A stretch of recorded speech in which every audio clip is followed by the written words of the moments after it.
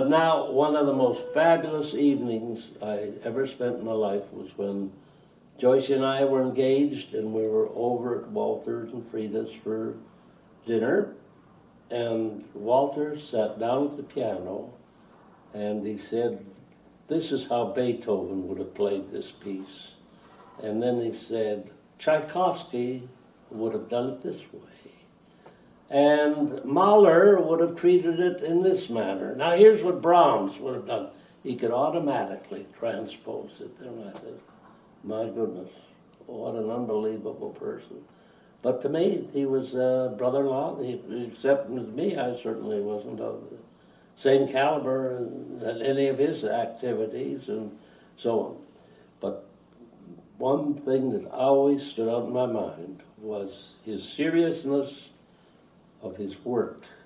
When they bought, Frida and Walter bought a little house in Bloomington, Indiana, the first thing Walter did was right across the back of the house, the total back of it, he built an office.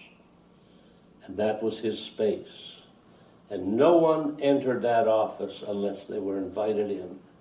And he had papers and books piled all over it, but he knew where everything was. So Walter was one of those unbelievable people who enter your life, and you just think of him as just another sort of person. And there was never anything put on about him, never anything phony. He was a real scholar, and he got along with people. He treated everyone as a human being. But he was a living legend at Indiana University.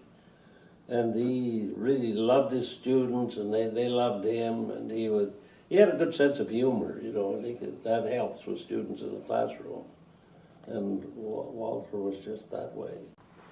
Well, Walter, of course, appreciated the arts, and he appreciated performers and actors, and he was very honest. I can recall once going to a movie with Walter and Frida, and they were featuring some lady called, I think it was Deanna Durbin, and that goes way back. And anyway, to me, I thought she had a wonderful voice. As we walked out of the theater, I said to Walter, I said, "What do you think of her voice?" And he said, "Oh, it's a small voice. She's going nowhere other than the movies."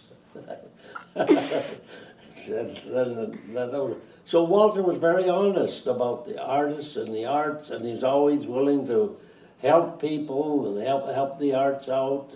And I can recall when I was president of a symphony, the Lansing Symphony Orchestra, and we were going to release the director and the conductor, and they were going to renew his contract, and I thought we should let him know as soon as possible so we could find another job.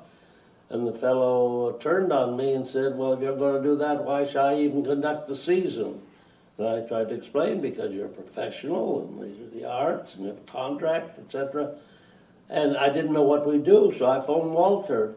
And Walter said, "No, my dear, don't worry about it." He said, "If need be, I'll come and I'll conduct the orchestra." He said, "And I've also got students who've been conductors." He said, "We'll handle the whole thing. If you get," he said, "with a person like that, don't even bother with him. Let him do what he wants."